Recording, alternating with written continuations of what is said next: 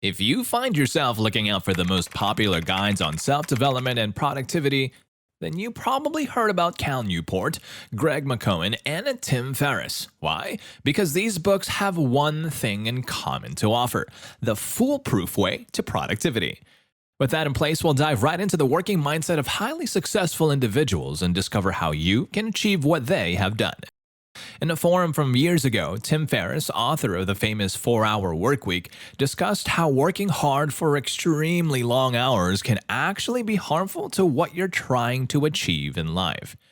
At that time, Facebook was beginning to take over the world and Steve Jobs just launched the iPhone. With these new technologies emerging, Silicon Valley took pride in their long hours of work and recognized overworking as a badge of honor. Many people looked up to this idea because Silicon Valley was famously known as a hub of highly successful and innovative individuals. This mindset eventually reached every industry, giving birth to what we now call the hustle culture. People nowadays have grown to acknowledge that being productive is the default key to success. Because of that, you, yourself, are actively seeking ways to improve your habits and create systems at work. Whether you like it or not, there seems to be internal pressure to become the best you can be. A little voice in your head tells you that the more you hustle, the more you can become a valuable catalyst of change or whatever dream you may have in mind. To dream is a human thing. However, the hustle culture redirected our minds to believe that the only way to succeed is to work harder than anybody else. It's as if you're improving to compete with yourself and everyone else. You might have heard from some of the most renowned businessmen that overworking is a part of the process, that it's normal to fall asleep out of exhaustion only to carry that tiredness every single working day. You may, of course, not dream to have the same work-life balance, but still many people, including you, can have a distorted view of productivity. In this modern age, hustlers have glorified that doing more and accomplishing more in less time is the prime definition of productivity. This eventually created a massive industry, the productivity business. Most companies nowadays promote overexposure to work-related activities.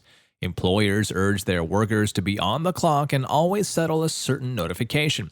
All these extreme work conditions are actually drawn from tech entrepreneurs who have long analyzed how humans generally behave. These entrepreneurs urge people to avail their products or services because they might miss out on the value.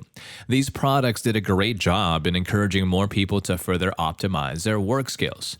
Virtual workspaces and tools like Slack and Dropbox have gained massive revenue because of the toolkit they provide to the average employee. These products have streamlined work to the point that even if you're finished with your tasks, you will always still feel guilty because everyone else seems to work on infinite amounts of to-dos. There's so much opportunity to do more. You can create a new task, inquire about new projects to work on with just a message, and you bet you have an infinite amount of storage. Imagine this. A normal day for an employee would probably begin with the sound of work notifications. If this were you, chances are you'll need to check them out right away. And to no surprise, you're greeted with so many pending tasks and new projects that you'd rather say goodbye to. There are days when you feel unmotivated to even begin working. Though there's much to do, you would prefer to take a break. But there's a guilt that creeps up in telling you that you should prioritize work first. The problem with hyperproductivity is how it romanticizes too much work at the expense of peace. Most of the time, it encourages making compromises on your own rest for more time to work on your productivity. Most of us must be working all these hours in preparation for our retirement. But what if retirement wasn't an option? Tim Ferriss asked this very question as well. It opens up the option of how the work can remain a part of our lives even as we age. We've known some loved ones who were retired but still can't let go of the hardwired work habits that their past jobs taught them. This is true even across the globe. The average person is looking at spending half a lifetime for work.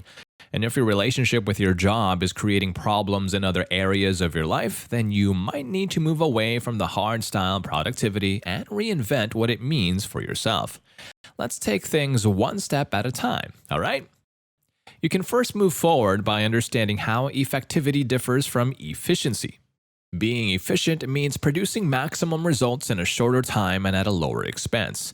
High work efficiency implies that you can do the same work much faster and with fewer resources. But these days, the efficient employees are loaded up with more and more work because they can turn around much faster than the average. What was supposed to be free time is now loaded up with new tasks you need to accomplish. And most of the time, these to-dos could have been delegated to other people. But your productive manager would much rather take advantage of your efficiency. Now take a moment and look back. How much time did you spend working yesterday? Were those hours filled with value? Or were you just doing them out of compliance? Unfortunately, not all hours you work on yield much value since some of them can easily be replicated. These hours you use to comply with filler work can instead be used to deal with much more meaningful tasks. And since most of us now have more access to work-from-home opportunities or more job autonomy, what you normally work for in a whole day, you can now finish in just 3 hours. This is what it means to be effective. To be effective, by definition, is to be able to produce an intended outcome. For example, you wanted to craft a dinner for yourself. If you managed to fix a dish that you like through the best recipe, then you were an effective cook. But if you just microwave some leftovers, then you were prioritizing efficiency. As you know, we mentioned 3 renowned authors who've redefined the meaning of productivity through their books. Ferris, Newport, and McCohen urge everyone to focus on being effective at the right things. This means prioritizing the actions that have the highest returns in your life.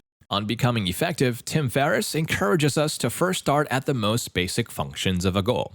As an example, if you're a songwriter and consistently try to come up with at least 2 rough lyrics a day, then you're actually rewiring your brain. This is your attempt to actively create more opportunities where you can grow. The more content you create, the more you accustom yourself to lyric materials you can use. And in a year, you'll have so many lyrics that you can choose to work with.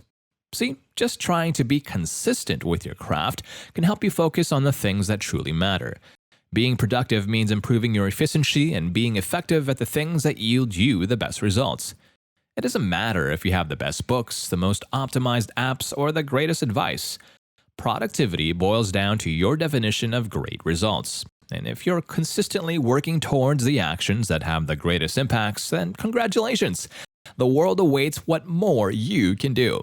The sooner you understand these, the faster you'll be able to define what productivity means for yourself. If you learned a lot in this video, we bet you'll continue to love the future content we'll share with you. As always, we only promise to deliver content that impacts your life in the best way possible. Click that subscribe button and stay tuned for more. We'll see you again soon.